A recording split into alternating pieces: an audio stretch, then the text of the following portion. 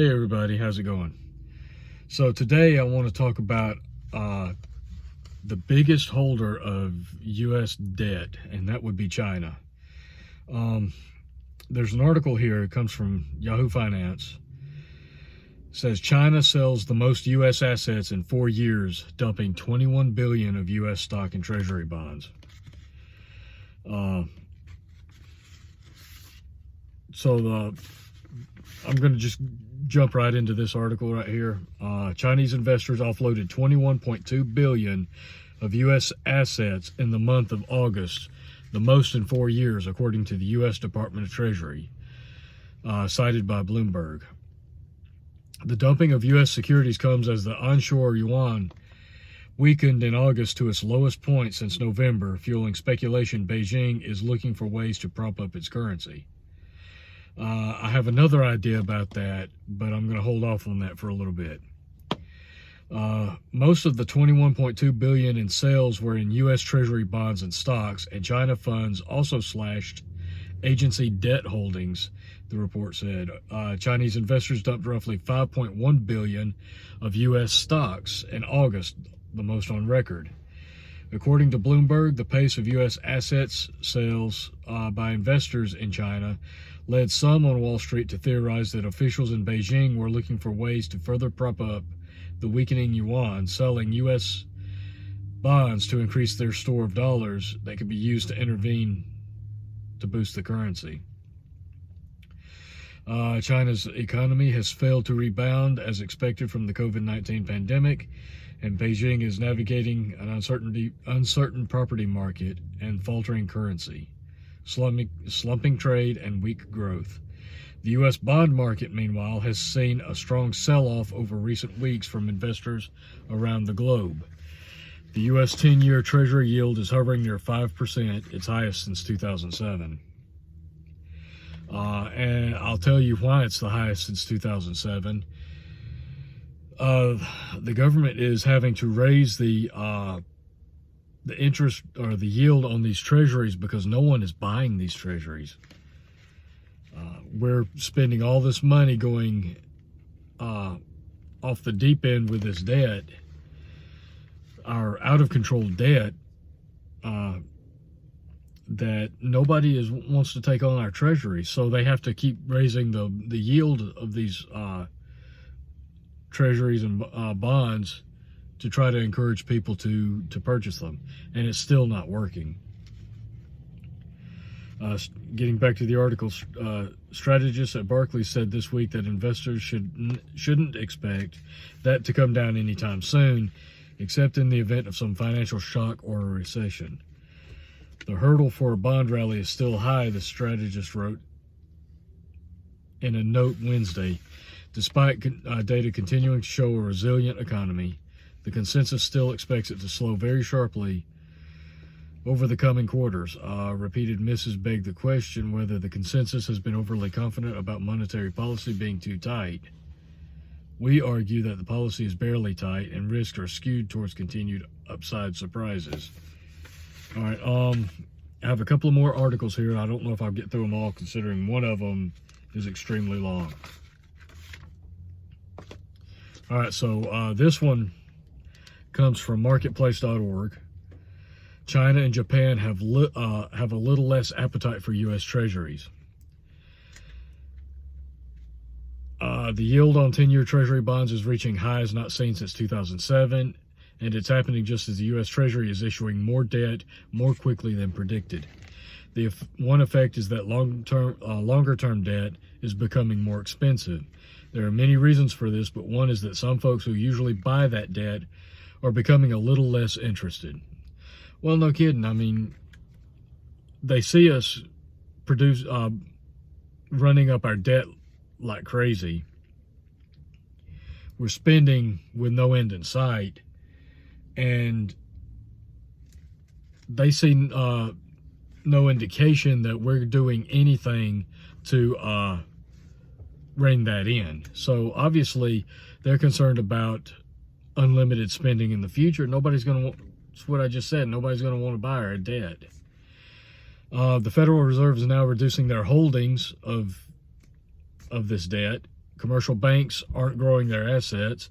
They are shrinking their balance sheets, said Daniel Gerard, senior multi-asset strategist at State Street Global Markets. Japan and China may be less interested in treasuries as well as foreign countries go. They are the biggest holders of U.S. debt. Number one and number two. So in case you're wondering, most of our government debt is held domestically. Only about 30% is held abroad. You know, I'm gonna go out on a limb here and say that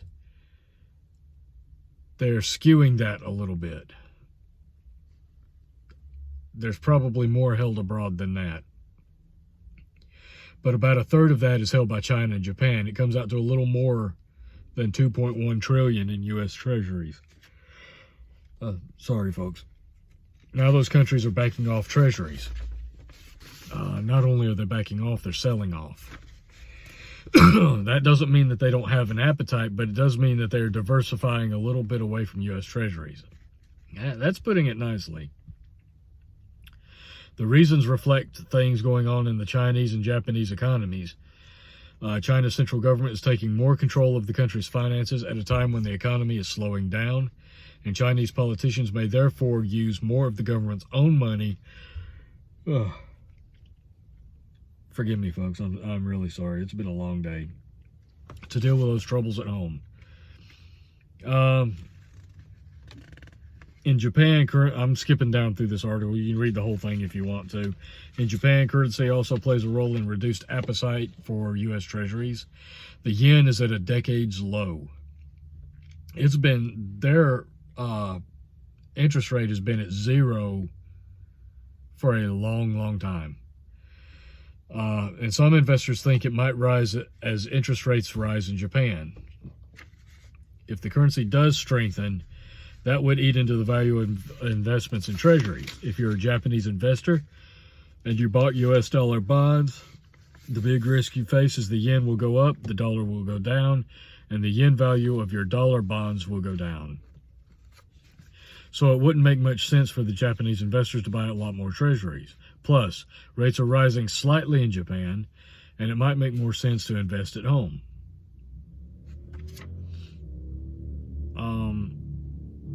Yeah, I'm going to say there's a little bit more to it than that. Okay, this third article comes from CNN. Take it for what it's worth.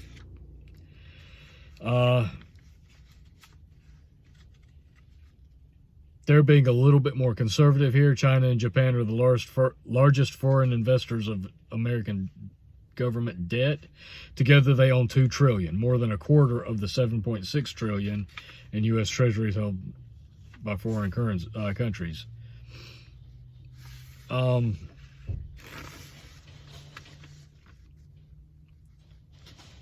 Let's see.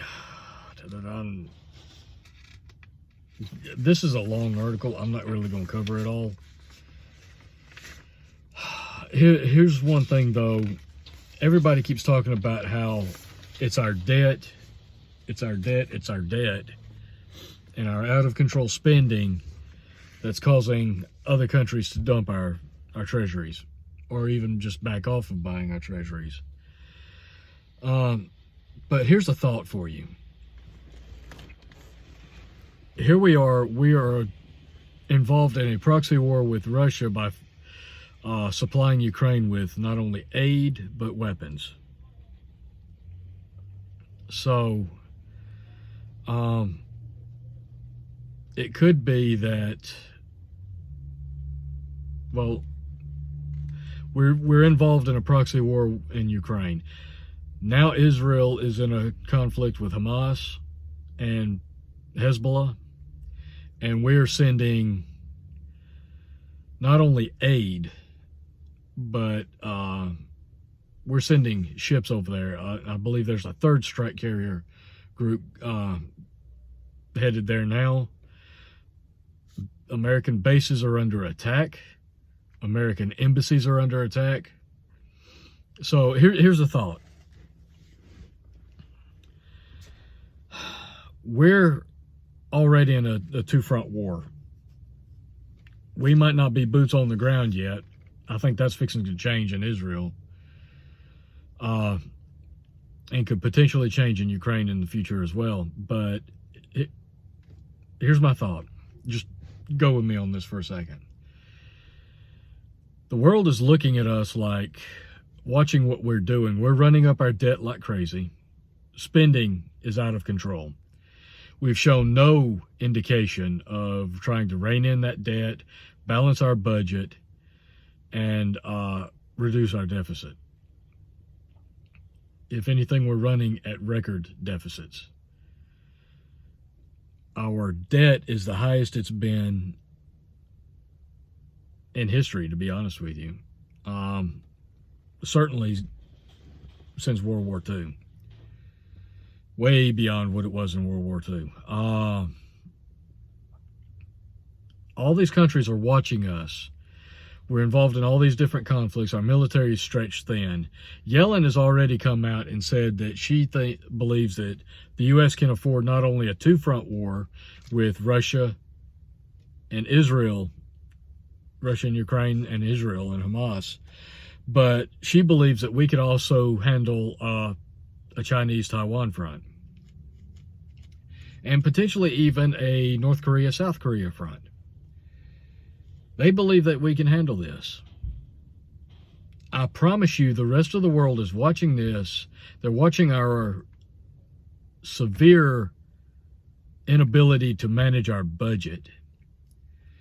On top of the fact that our military is getting stretched so thin. Our debt is running sky high. Our spending is out of control. And all we're doing is all Biden is doing is asking Congress for more money, more money, more money. So I had this thought,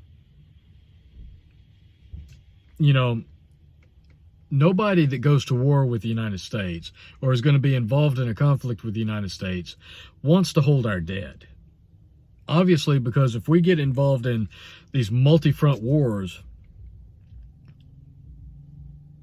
despite what Yellen says, despite what Biden thinks, I don't believe we can afford it. I don't believe we can manage it. I don't think we can handle it. I think it sets us up for major losses.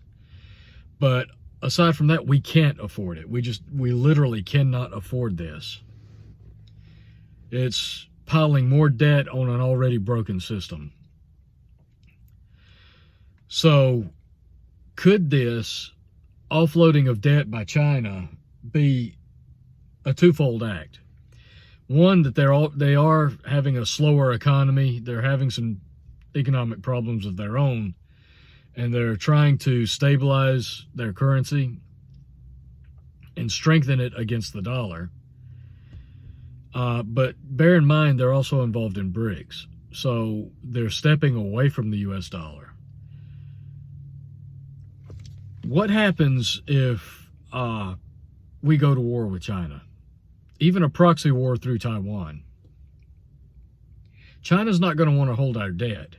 And the Chinese, you can say what you want about them, but the Chinese are very shrewd, long-term strategic thinkers.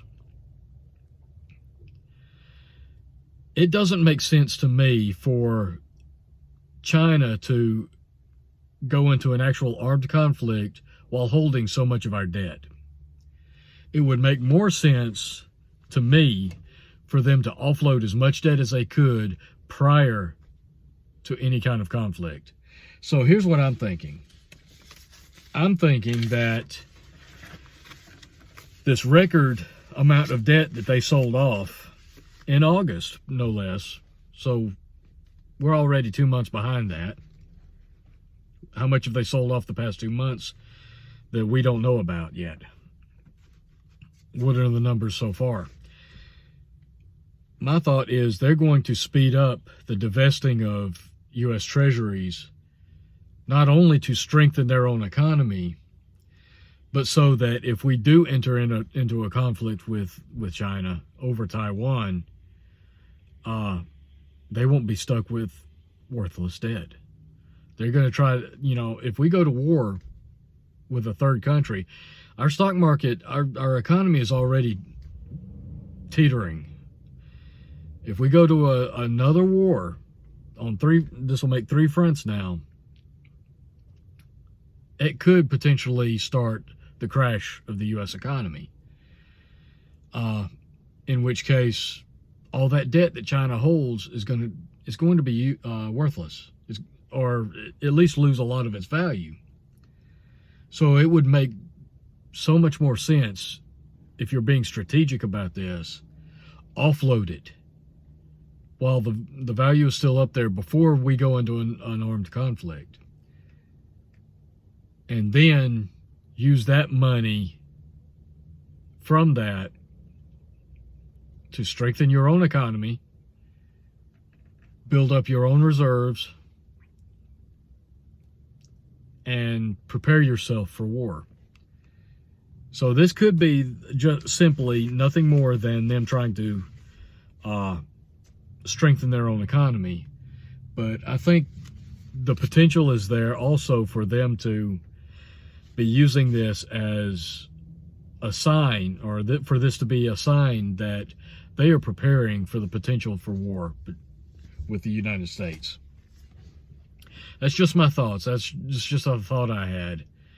Because I know if I had 2 trillion or even 1 trillion in U.S. debt, and I knew we were going to go to war, I would get rid of that debt as fast as possible, me being me.